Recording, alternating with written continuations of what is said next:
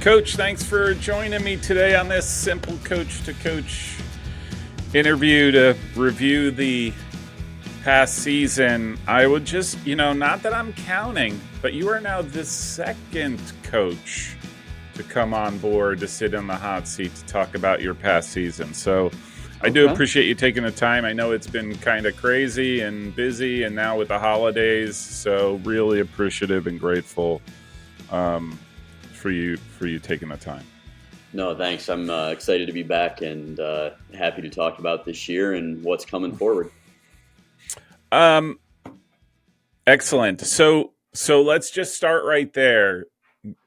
I'm just going to give you carte blanche to go wherever you feel is appropriate and necessary. Tell me how your season went. So if we're looking at strictly results, then this season was a disappointment.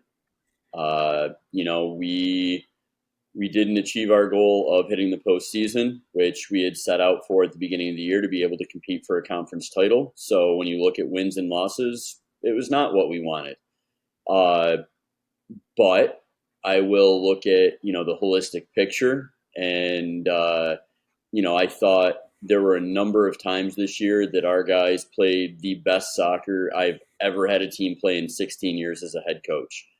My guys would kind of chuckle at me, but there were a number of points this year where I would, whether it was in training or in games, and I would just say, you guys don't understand how good you actually could be. There were just things that they were doing with the ball and their movement through the midfield. And we really played, I thought, great soccer right up until the final third.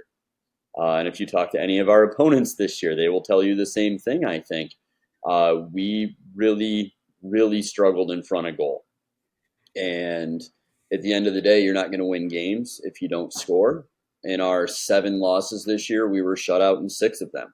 So that's that's a tough pill to swallow when we did all the hard work in the build-up play and defended fairly well, but we didn't get the job done in front of goal. So that's something for me as we go forward. We've got to take a really hard look at who we have in those positions. What can we do to help them get better and be more efficient in front of goal. We had one kid who I do think he had more shots blocked by posts and defenders than the rest of the team had shots on goal all year. He had one shot in a game we drew this year where he hit 2 posts with one shot. He couldn't. I felt so badly for the kid. He was constantly in good spots and he just couldn't get the ball quite into the back of the net. But again, at the end of the day, that's on us to take a look at, and how can we train more effectively and efficiently for those players? Do we need to move those players to different positions? Can we bring in players that can fulfill that need and put the ball in the back of the net? And we're looking at a combination of all 3 of those things. By no means is hey, you didn't score goals this year, so get out. I don't want you in my team. That's not the case at all. But it was really something that as soon as the season ended, that was the first thing that our coaching staff looked at. And we reviewed a lot of film. We looked at, we're in good spots. What are we doing? Is it the final ball? Is it lack of clinical ability in front of net? Are we just trying to make too many passes and not taking chances when they're there early?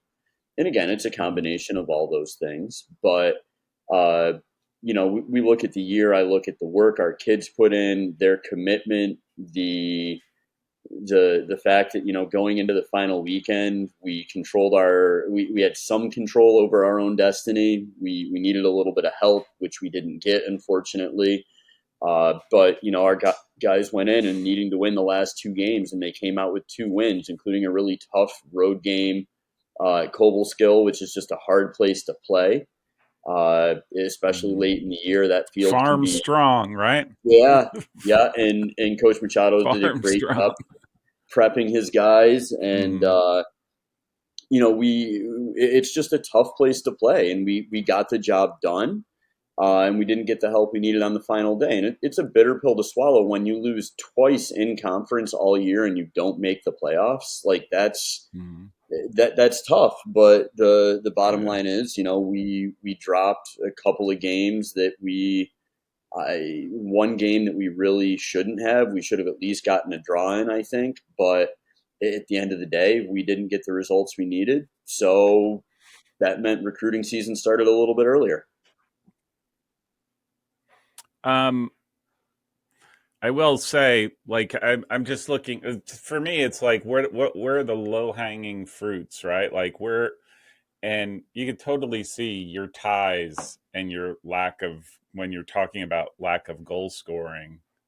There's 3 conference games that ended in ties that all you needed to, if you get it right, like you change that, you score a goal, and you're sitting pretty, right? Yeah, You've now gotten rid of your ties. You convert those to wins. You're in the tournament without a doubt, right? yeah. I think I mean, all credit to SUNY Poly, who were very, very worthy conference champions this year. But I think Mm-hmm. even before that, if we get the draw with Delhi, I'm absolutely okay with from a standpoint Mm-hmm. of we gave up 2 goals in the first 6 minutes, just inexplicable Yeah. errors in the Yeah. back. And to our guys' Yeah. credit, they battled back, and we Yeah. tied that game with less than 5 minutes. And it was funny, you look back and hindsight being 2020. Our guys, we had switched into a 3-5-2, and we were just throwing everything forward, trying to claw our way back in. Mm-hmm. When we scored that goal, our guys were like, "Coach, we're going for the win, right?" And I'm like, "No, no, no, no, no. We fought all the way back. We're going to take the draw on the road."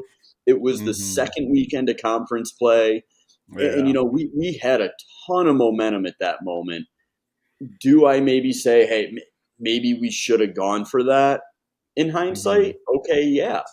Um, Yeah. the draw with Maritime, again, we made a bad play in the back that led to their goal. We battled our way back in. With that being a crossover game, that had a little bit less in the way of playoff implications for us. Uh-huh. But again, it was one of those. After we tied that game up, we had momentum, and I dropped us back into our 4-3-3. Should I have maybe continued to press the issue? And I think that's a question I've got to answer for myself. On the road, is it worth taking a draw even if you have momentum? But I Yeah. think that it varies by league, it varies by opponent, and I do think looking back, I probably, if I could do it differently, I would have kept pressing against Delhi, even though they had been very Mm-hmm. dangerous on the counter when we were pressing. But Mm-hmm. again, you live and learn with those, and as we go forward, we're headed into a new league next year, so does my stance on that change even more? I don't know. Yeah. You know, woulda, coulda, shoulda, right? Yes. Like you're making decisions at a time, and you're not. You can't forward think. Uh, like, oh, if you knew how the season would turn out, you definitely would have pressed it to the metal, right? But you don't know that. You're just thinking No. this is a quirk of the game, and I got to adjust. And you know what? Based on the circumstances, let's just take a tie, right? Well, and I'm sure if you knew where it was going to end up, you'd have been like, "Screw, we can't do the tie."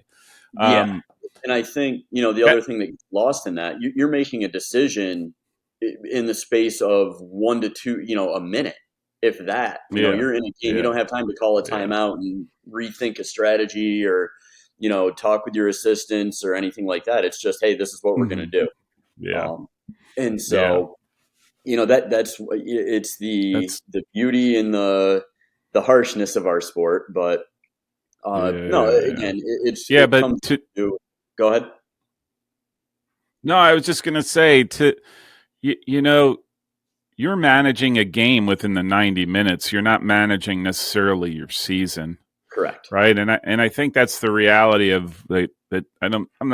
I'm sure people realize. I mean, there are games where you have 90 minutes and it is your season. Everything's on the balance, but when it's not, you're not managing to that. You're managing what do I got to do to get out of here with whatever semblance of a win or a Yep. tie, and how do I go about doing that to optimize my opportunities? Yep. I think that's the reality, right? And that's so. Yeah, absolutely. So, and Um, again, easy to say in when hindsight. So, yeah. When did it come to your? I mean, was it early on, or were you always like something's got to break? Something like with the goal scoring, was there a point in time where you're like, man, we just cannot score this year, and you almost that's when you start to think forward, like we can't score goals, like where are we going to get them from? it's early season. We had a couple of tough results, but we had good opportunities to score. The Mm, game with Potsdam, we had, I think we had 3 shots in the final 30 seconds of that game, not to mention the chances during the game, and their keeper came up with some big saves. Same thing with the Bard game. We got a couple of good goals against Sage. We scored some goals against Wells. So we were feeling okay as we headed into conference play. You drop we scored a good goal against St. Lawrence. We mm, felt like the pieces were there. We just needed more, once, and you have so many chances, eventually they are going to start falling. Um, mm, and then, we went in, we got shut out against Morrisville in a game where we had some really good chances to score. And then we go to Delhi and we score two. And so we're like, okay, like mm, we're okay. Uh, and then it just got to the point where I think, players' confidence started to suffer because the chances weren't mm, falling. It yeah. certainly wasn't lack of work rate or lack of trying. It just, uh, you know, we look at, I look back at some of our instances in training, and I do think there were times in training where we weren't as clinical as we needed to be in training. And that Mm, may have carried over to the games. It's like, well, it was practice and it didn't fall, but it will in games, and it didn't. Uh, and so we tried to make some adjustments with that. But and again, I think training is difficult too, because at the end of the day, you're training against yourselves, and players' yeah. tendencies and that sort of thing. So uh, I think for us, it was going to be, hey, if we're not going to score a lot of goals, we have to be really good defensively. We've got to not give Mm, up the opportunities we've been giving. And then, you look at our month of October, with the exception of the Castleton game, where we did everything but score. And I think if you were talking to Coach O'Connor, he would tell you 3-0 is probably a pretty unfair result. Not that mm, they didn't maybe deserve 3 points, but I think a 2-1 game or a 3-2 game probably would have been a better mm, score line for how the game went. Um, I think that we played good soccer and good defensive soccer in the month of October. We were 1 or 2-0 at Thomas, 1-1 at Maritime, 0-0 with Cuca, four mm, nothing Johnson, 1-0. Like, we weren't giving up goals, even though we weren't scoring a mm, ton. So we were doing the things we needed to do defensively. And my stance has always been, for T3 soccer as a whole, you're playing a dangerous game when you're trying to win games 1-0, yeah. because that's just Very not, true. and I'm sure somebody somewhere has done or is doing the statistical analysis from this year. But the number of 1-0 games in Division 3 has got to be incredibly low. Uh, Yeah. and so Yeah. I knew that was going to be a risk, but that was where we were going to be. So we were just on our guys to really make sure that defensively we were sound, and we did our best to get to the end with it. I actually think like now I I, I think 1-0, especially knowing that there is no OT during the regular season. I think I'd be curious to see like the stats to say 1-0 games versus 1-1. Hmm. Right. And if there was a change, because I think there is this almost like, oh, we just need one. We just need one. And I think it plays into the psychology of the game a little bit more than it may have in the past, where, right, you No, need one to go to overtime or. Yeah. It's, we didn't, so with this being the second year with no overtime, the first year I think we had one, maybe two draws. This year we had, Mhm. what, four? And Yeah. I still maintain that I think no overtime in the regular season is a good thing. I think Yep. you have a decrease in the potential for injuries. Mhm. Again, and I think I said this the last time I was on, or the first time when we talked about the rule change. I would be okay with overtime in league play, or Mhm. even maybe straight to penalties for a tiebreaker. Mhm. And I'm sure that'll generate controversy everywhere saying that, um, I'm Let's okay go with with. the old MLS. Let's go with the old MLS. 35 yards out. You got five I think seconds. that would be awesome. Now it'll never happen in a million years, but No, um, you you're know, alone on that mountaintop, man. oh my gosh, I think it would just be awesome to watch. Uh, But Yeah. no, I think that the no overtime is still a good thing. And, people say, well, it doesn't prepare them for the NCAA, this, that, and the other thing. But, we Mhm. got to remember they're still students, they're still people first, Yeah. and that less wear and tear. And this year was a short year, Mhm. for getting games in. Most schools were playing 16, 17 games instead of 18, 19 because of the way the season started and the Yeah. way postseason started. So, trying to jam all those games into that short window, it's not healthy. And I maintain that Yeah. student athlete mental well being has to continue to be at the forefront of decision making processes. It probably won't be. Yeah. And that's, well out of my purview. I don't have pull in that matter, but, playing 19, 20 games in a 11-week period basically is Yeah. insane. Especially Yeah. if you're only playing 18 guys or 16 guys, like their Mhm. bodies can't hold up, their Yeah. minds, they're 18 to 22 Yeah. years old. So, Yeah. and I think the other thing that gets lost in that too, everybody talks about sorry, I'm going off on a tangent here. No, But that's the fine. mental health of coaches, the mental health of athletic Yeah. trainers, of sports information, of game day folks, like it's a lot. And I'm by no means saying I want our season to be shorter, but I think it's something we have to be cognizant of. I can tell you, as a coach who's married, who has a wife that works very demanding hours in a hospital, who has two very active kids who are involved in just about every activity Yeah. you can come up with.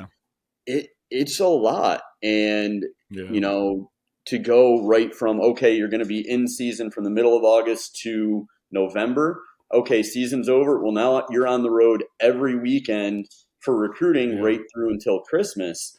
You can't tell me that's good for people's mental health. Yeah. It's not. And that's why, No. we were talking before this. I'm working from home today, because it's one of those things. I have an opportunity to have a day not in the office and I can do some things from here. I'm going to do that.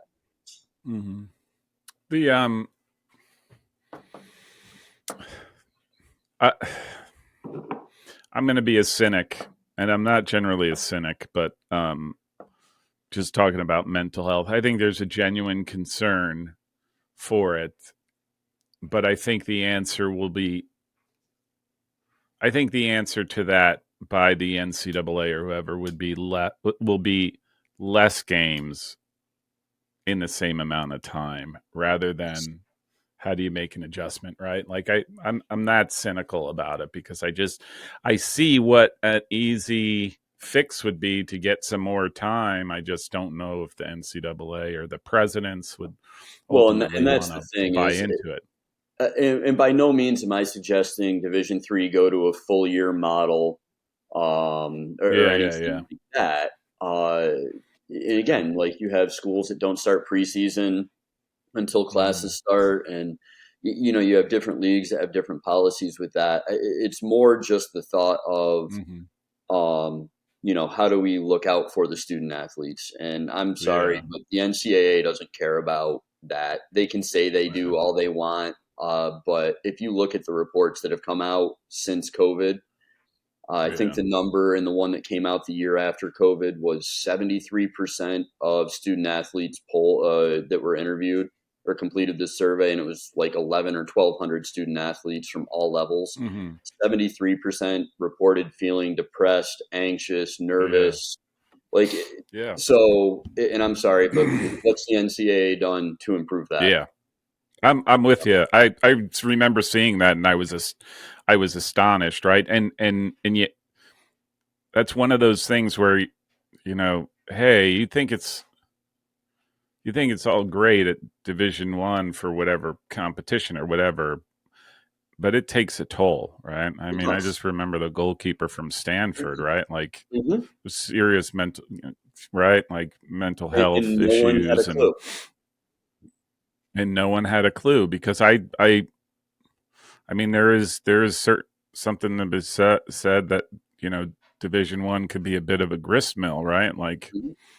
you're on top of the world one day, and then you get knocked down to earth the next day, right? And that's look at any age, right? Like Yeah. that's hard to deal with. But if you're an 18, 17, 18, 19-year old kid who Well, and doesn't have a world of experience to, you know, I again, just for think me, it's what it's become, because I can't wait for the NCAA to institute, mandatory policies for mental health counseling or anything like mhm, that's not going to happen. yeah. And there are some schools that are going to say, well, we can't afford that. Well, you're going to need to find a way to, Mhm, I think. But for us, we've been very proactive in that with our players. We actually have our counseling mhm, center come in during preseason and give a presentation to our guys about who they mhm, are, the services they provide, mhm, how to reach out. And sometimes it's simple as, guys, and again, for me, it's guys, they just need to go have a conversation with somebody who's not a coach and yeah, not a teammate and not a parent. yeah, But yeah. since we've made it Non-judgmental conversation, someone right? that doesn't know them Non-judgmental. Like, from yep. Adam, and There's nothing at stake. They can sit there and just sort of lay out, well, this is yep, my thinking, this is the way I'm feeling, and not no, and feel like, oh, they're wrong, or the right, but just someone to have that outlet to, and I can tell you mm, that we've had a number of our student athletes that have taken advantage of that and that mm, have gone that continue to go back. But mm, also, I see that same group now when there's a young player on the team who's struggling. They'll go to that young player and say, "Hey, have you thought about talking with someone?" And so now all of a sudden we've created mm, an avenue where the players are seeking this on their own, and they're looking mm, out for each other, and it's amazing. I think uh, the number of times I can call over to one of the counselors and say, "Hey, I've got a kid that would like to get in with you," and they're like, "Yep, it's like mm, give us their information, we'll reach out and we'll set up the appointment," and it's done within mm, 15 minutes. mm, Uh, mm, and that's I think more coaches, more programs, more athletic departments need to make mm, sure that those resources are yeah, being made well known to their yeah, student athletes, yeah, because again, is it are kids at the point where the young woman from Stanford was? I don't think so, yeah. but you may never know that. You're never gonna know. And I know of a former coach who unfortunately just took his life about a month or so ago, and no one knew that people knew he was struggling, but nobody knew he was struggling the way that he was. And so Yeah. if this helps save one of these kids, then it's more than worth it. Mm-hmm. And if it just helps them a little bit, it's more than worth it. Everybody's in a little bit different boat, but uh, Yeah. I think we need to do more as coaches and more administratively within athletic departments. Athletic directors need to do more to push the envelope, ensuring that student athletes know that they have resources available, Yeah. and that it's okay to not be okay. Yeah. Yeah. I can tell you, from my own personal experience as an adult, and then, you know, I, you're right. No one knows. No one really truly knows what your, hey puppy. No one really knows your sort of what's going on in your head and how dark it can be. Right. And I think that's a reality. You could smile and you could do all the things and do all the right things, but sometimes that's just the mask, right? Of that's Yep. how I'm dealing with it, right? Yeah, that's how I'm dealing with it. And so Well, I'll just leave it at that. we all eventually have a need for some sort of outlet, and so making sure there's a healthy way. And for a lot of kids, it is Mhm. soccer. Mhm. But Yeah. it again goes back. I'll turn the conversation back towards the season that we were just talking about. When you're not Mhm. scoring goals and you're a forward, or your team's not Mhm. winning games you feel like they should be, does soccer Mhm. stop being the outlet? So we have to look beyond that. We have to find those other Mhm. safe outlets for these kids, and Mhm. that's we've turned the conversation very much away from wins and losses. Yeah. And so I'm proud of the fact that we had kids that, were struggling this semester, whether, Mhm. homesickness, struggling with form, Mhm. struggling academically, and that they were willing to reach Mhm. out for help. So, was the season a failure? No, because our kids took care of themselves, our coaching staff, our athletic training, Mhm. people help take care of our kids. And so for that Mhm. reason, it's not just the wins and losses, which I think, you and I have discussed that when I've been on here before. Um, Mhm. you got to look at the big picture. And I think for us, we did some things Yeah. well this year, and we created positive Yeah. student athlete experiences. And that's what we need to continue to do. Yeah. Yeah. Well, I mean, that's why, generally speaking, I'll have any coach on. I don't care. The Mhm. wins and losses to me are not not substantive. It's not that might be an outcome to the million other things that you're doing, and I'm more interested in the million other things. And you know, if you have a high performing team, how do you keep them high performing, knowing all of the things that surround the game? Again, just personal experience. I love the game, but I know and I remember when I hated the game, like I thought Mhm. I couldn't take it anymore. And that wasn't because anything had changed. My performance was down, what have you, 50 million different things unrelated to it. And I think that's a real world, real life experience of a player today is that, like you said, soccer could become an outlet, but also soccer could be on the other side, could be the biggest weight on your shoulders, right? And Yep. how do you cope? So No, and that's, I mean, I holy think, smokes. yeah. Sorry, we went down I mean, a like rabbit hole and a half heavy, there. heavy.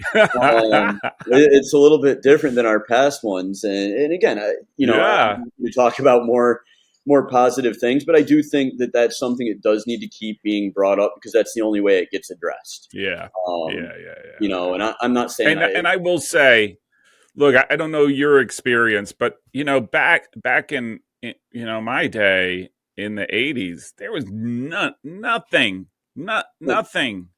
There was nothing to no recourse other than your coach, yep. right? And the No, all the it outlets wasn't. that kids still have today, booze, drugs, all that kind of stuff. Still, that's how you managed. You partied Yeah, hard, right? Like yeah. But it's you know, again, it's a different world that we live in now. I think we're more aware of a lot of yeah. the things that come along with that stress, and so but Hmm. because we're aware of it, it's up to us to do more with it. And Yeah, hopefully we continue to make progress there. That's the best we can hope for, yeah, I yeah, think. yeah. I think the avenues to live a healthy, to be in a healthy mental state are much more prevalent. Yes. And I hope, I'll just say as a broadcast public service announcer, I hope players take advantage of it whether they need it or not, right? Because it's The you don't want to wait last, until things are bad, right? You yeah. don't want to wait till things are bad, right? Because maybe you don't have to suffer that way. Maybe you can manage differently. So Yeah, and I'm happy all to. right, I would say the last thing I'll go say ahead. on it, just going off of what you just said, is it's okay to have an initial conversation because maybe you realize that it's more helpful. You might not even Yeah, realize that things are the way they are. So, yeah, hey, go have yeah, the yeah, conversation for yeah, recruits that are happening to listen to this or college players. Like, yeah, what's the harm in a conversation? It's 20 yeah, minutes of your life. yeah, Could be groundbreaking. yeah, So, yeah, yeah. I'll leave it at that. You had that final word. Hey, or, um, let me ask you. That was heavy. That was awesome. Like it's the first time I had a really in-depth discussion around mental health of I'm athletes. glad to. I should look into that because I do think it's super important. But I'm great that you broached the subject. Um, all right. So knowing you don't score goals and you have you'll have your spring season and you're recruiting, like what is your strategy to make sure that you don't have this problem next year? Because like I said, you all it takes is to if you scored 3 goals more in the right games, your record looks demonstrably very different. Very Yes. different. Yeah. So that's been the big question that's been asked and partially answered and will be continued to be asked as we go through the recruiting process and spring ball. The immediate thing we address is within the personnel that we're returning. How do we create Mm-hmm. better goal scorers? So some adjustments to the way we train goal scoring opportunities is going to be a big piece of it. Uh, Mm-hmm. that's one element. The need to move a couple players positionally. We had one kid who was a forward who was injured. He didn't play his first game until October this year. And he showed in the Mm-hmm. limited time he got in October that he could get into dangerous spots. We just didn't get big enough sample size. So spring is going to be tremendous for him. Uh, Mm-hmm. Looking at the possibility of a couple of transfers coming in mid-year that will help us Mm-hmm. possibly rectify that goal scoring that need. Mm-hmm. I think, and I talked about it on our last podcast, our spring looks very different than most Division threes this year because we're taking an international trip. So we get games abroad. Nice.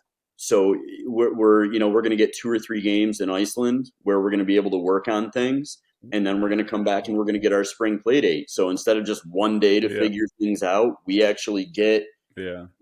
we're going to train a ton this spring because we get the 24 days, which is new this year, but we also get 10 additional days because of our international trip.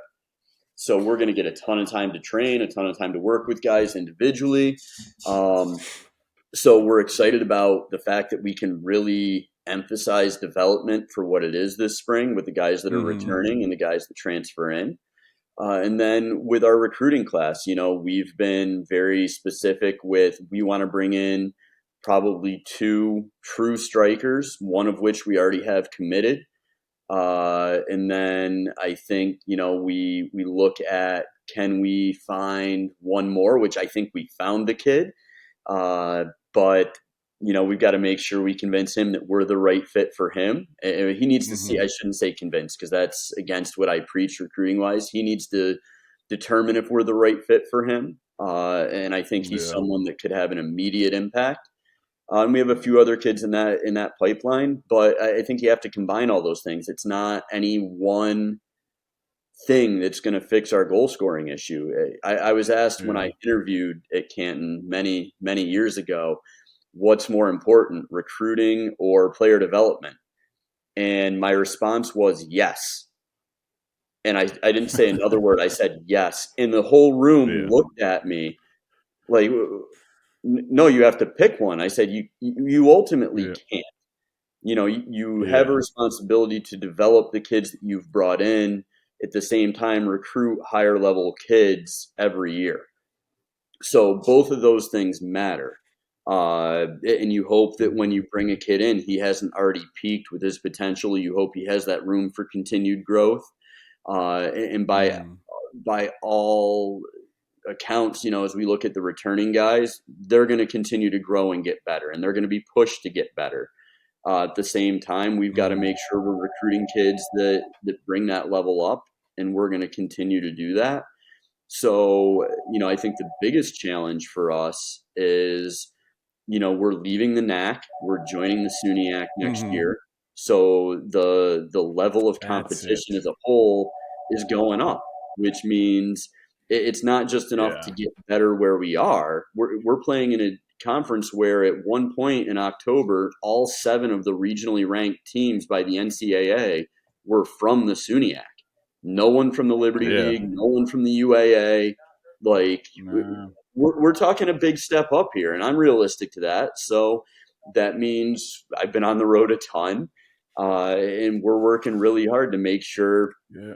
We've told our returning kids there are going to be changes to the way we operate. There have to be, because if we Yeah. didn't make the playoffs in a league that isn't as competitive as the SUNYAC, we have to get better as a whole, and that means we've got to make Yeah. changes, and you all have to make changes. And if you're not Yeah. going to make those changes, there are going to be some difficult conversations in the future.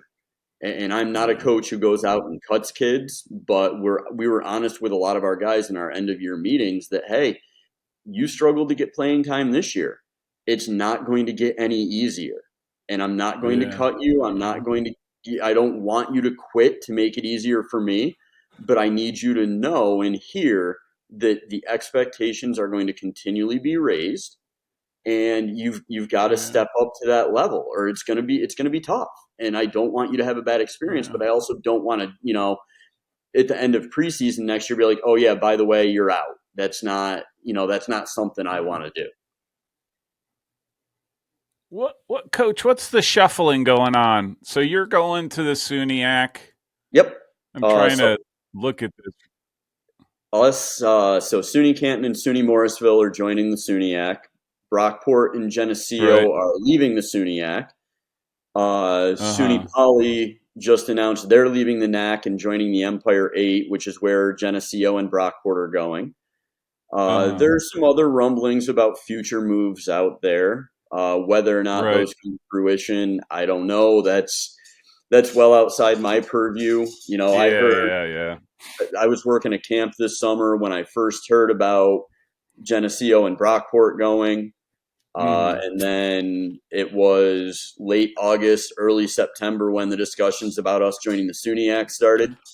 And Mm-hmm. that happened pretty quickly, which is fine. I do think it's a good move for us. It's going to require a lot of work by us, but I think it helps us recruit. I constantly would lose recruits to schools in the SUNYAC because that's where kids want to Yeah. compete. Yeah. So it's already. I think And it's it's already not going to provided get us. any easier. Like you're right.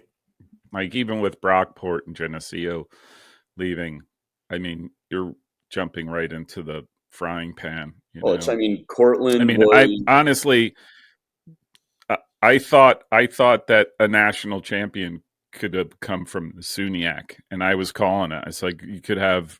I thought Cortland State I was I thought the way that going to Cortland be the jumped national team. out, in that Sweet 16 game, they're Yeah, up 2-0 on yeah, Middlebury. yeah, And I think if not for the injury to their one player, yeah, I think that game, I think Cortland's playing the next day, and do they yep, advance to the Final Four? I mean, Steve's done a remarkable job there, and I'm not yeah. just saying that because he's a I'm close a friend big of fan. mine, but he's done Yeah, well. And Oneana's been. I mean, Oneana was the first SUNYAC yep, team I think to make a Final Four. yeah, Uh, it's one of those things where I think that's coming, and yeah, we're jumping into that frying pan, like you said, yeah, yeah, yeah, and that's okay though. I think you know putting kids in a situation where they have to grow and they're going to be challenged, that's what develops character. And mm, for me as a coach, I've yeah, been next year will be my 17th year, I think. hmm. And sorry, I'm getting a little bit freaked out that I've been doing this for that long. Um, but it's going to force me to have to be better. I have to be a better recruiter. I have to be a Yeah, better tactical coach. I've got to make, exactly. Yep. and that's okay. I think any coach who wants to live with the status quo is going to get complacent and stay Hmm. where they are, and that's not who I want to. That's not who I am as a person. So you're Yeah, telling me I got to be better? Fine, bring it on. yeah, Uh, and that's what I told our guys. I said, I want guys in this program. I want guys to stay in this program who want to have that bring it on mentality. That's yeah, fine. You know what, Cortland, you went to the Sweet 16 last year. Great. We're going to come down here, and we're coming down here for a result. And yeah, we're going yeah. to have to battle, and fine. Mhm. But there's nothing wrong with creating an atmosphere where that mentality of I'm going to scrap and grind and work my butt off and I'm going to do that each and every day. Like that's how we create good people Yeah. and good workers and good employees and good citizens. Like those are things that we need Yeah. right Yeah. I will say, I've said it before, and Messiah wears it on their shirt. Iron sharpens iron, now. Yeah. right? And I will say to another point that you made about, if you get complacent, there are a lot of complacent coaches out there, I think. Yeah. I, Um, I, and and their programs suffer because you cannot afford to be complacent in today's game. And I mean not the soccer game. I mean the recruiting and the college demands and blah blah blah blah. All of those things. Like if you're complacent about that, you are falling behind in that quickly. I think there has to be a willingness to be forward thinking and try things that are outside of your Yeah. comfort zone. Whether Yeah. it's, for older coaches, and I still struggle at times with the social media component of things. You have that Mm-hmm. element which you have to be on top of, or your program will suffer Mm-hmm. recruiting wise. Um, Yeah. I think the going to new events, being willing to go to a showcase that you haven't been to before, or you haven't been to in Mm-hmm. years, and you Yep. know, giving up on events you've been going to for years, which is something that we made it a point to, Mm-hmm. as a staff this year. We said we've got to make changes in where we go recruiting. Yeah. And so we've done that. We went to Bethesda this year. We're not going Mm-hmm. to Massapequa. We're going to PA Classics. We're looking at some of the ECNL Mm-hmm. winter showcases. Um, Yep. and those aren't events that we've traditionally been to in the past.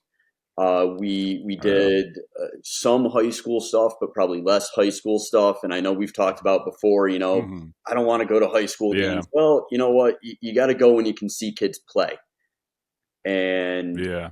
I think that's incredibly important. Uh, right now we're at a point where I went and saw one high school game in particular this year to see one kid.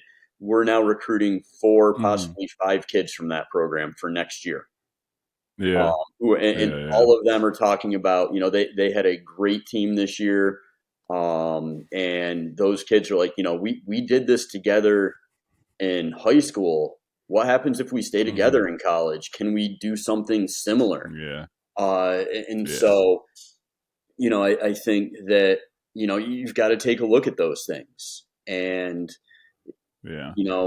there's all sorts of different stuff. You change the way you fundraise, you change the things. I Yeah. don't want to say I never, but I thought going on an international trip was still a ways down the road for us. And we just said, you know what, we're going to pull the Mm-hmm. trigger, and here we go. And we fly out Mm-hmm. March 8th.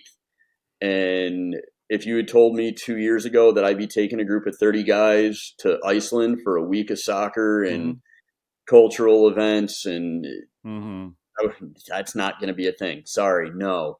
Um, so you've got to be willing to change, and you Yeah. do those things. I think you can stay on top of your game. And again, it Mm-hmm. goes back to: are we coaching soccer? Or are we creating an experience for student athletes to look back on and to shape their Mm-hmm. future?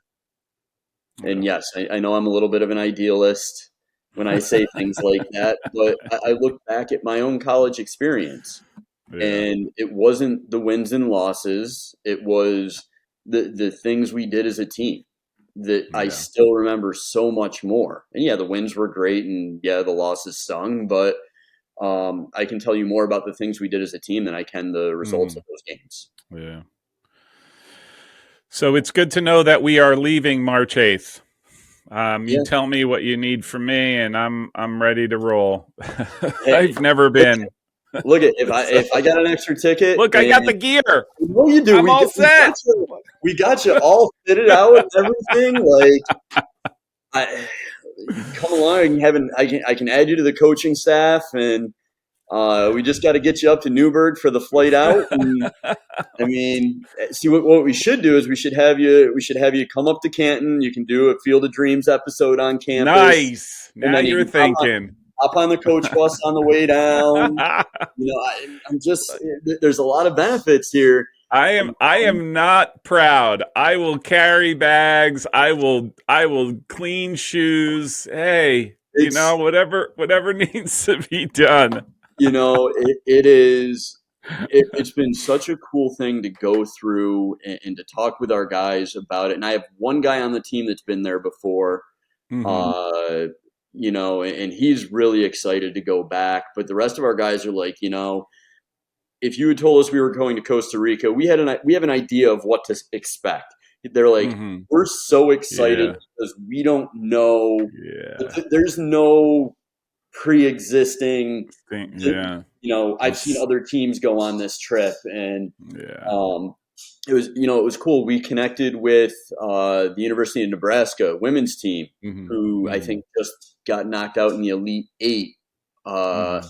for the women's tournament, but they went to Iceland this past year, and so I talked with Mm-hmm. their coach about their experience and everything, and our guys were able to go on their social media and see a lot of their stuff Mm-hmm. they did, and they're like, "Wow, like th- we would have no clue what we get to do over there. Like Yeah. this is so awesome." Yeah. So we're Yeah. really, really pumped for the opportunity that it presents, for the support that we're receiving for it.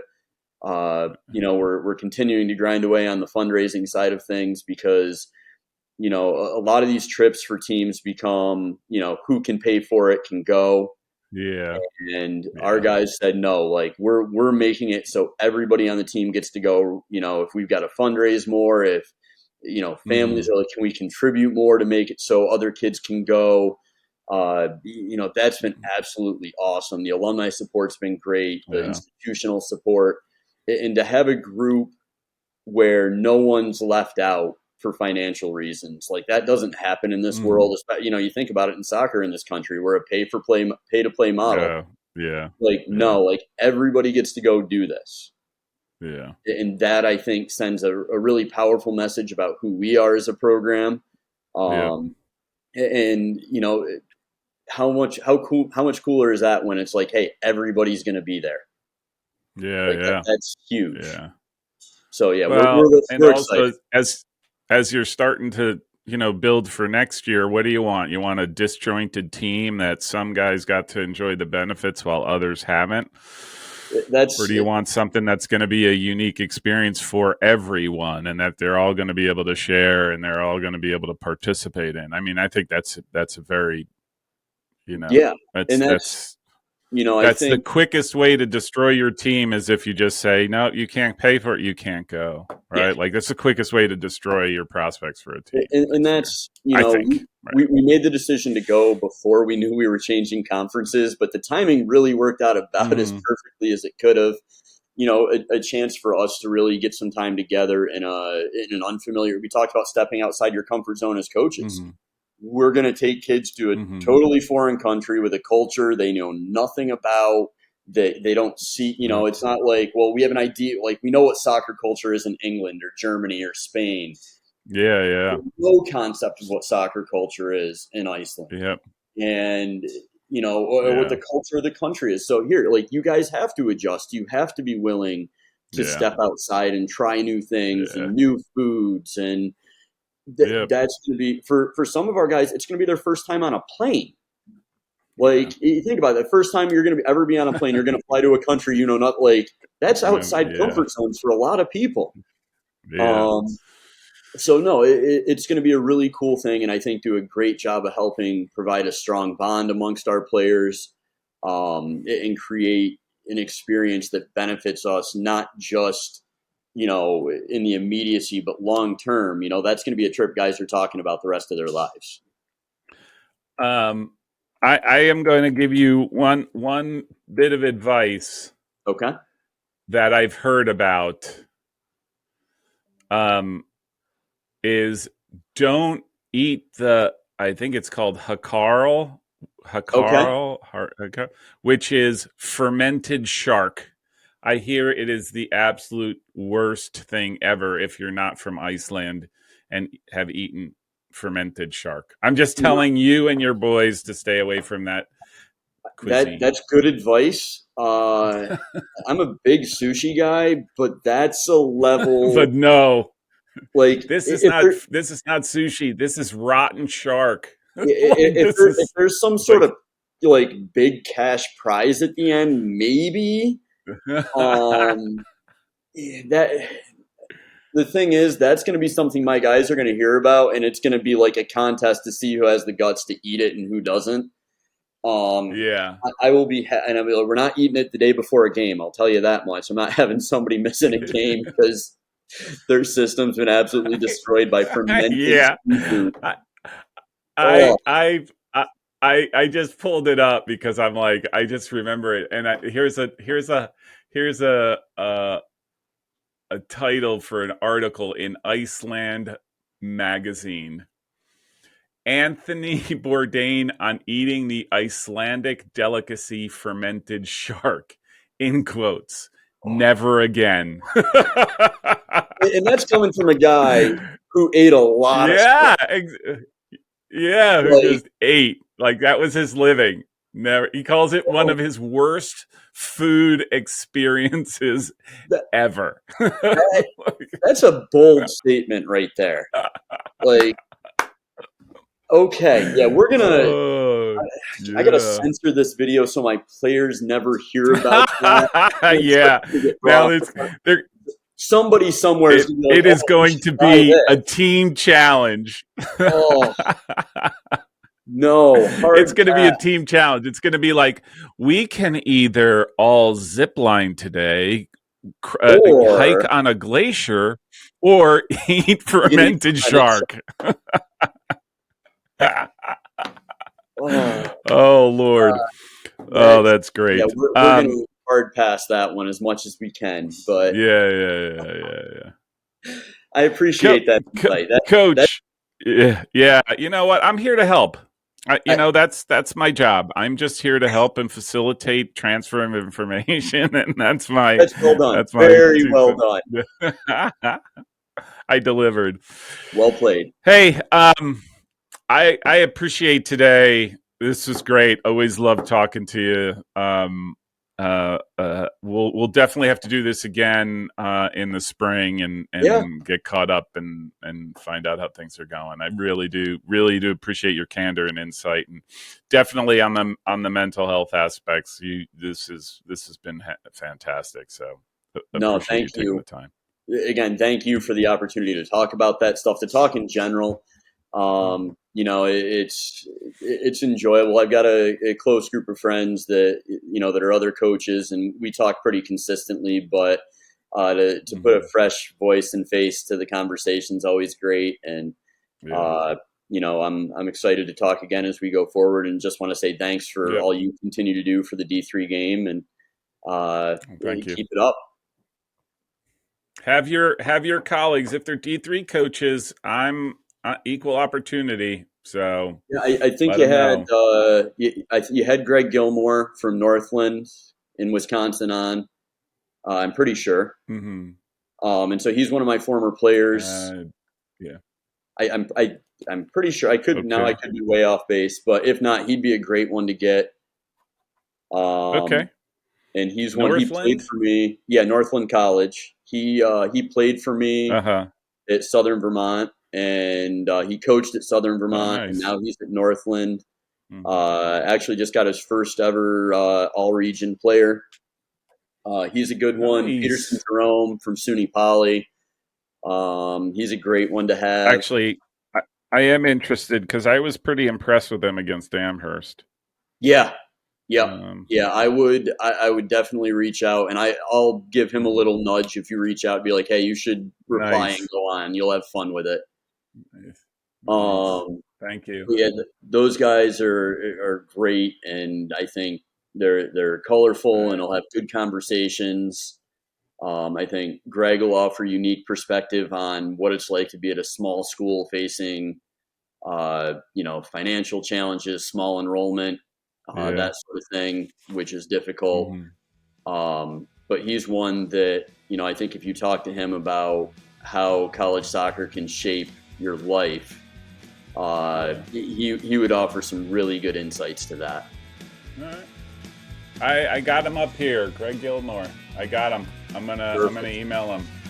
Awesome. And I'll definitely do SUNY Poly. So, all right, Coach. Like I said, fantastic. Thank you, and we'll be in touch soon. Awesome. I appreciate it, man. Take care of yourself. Thank you. All right.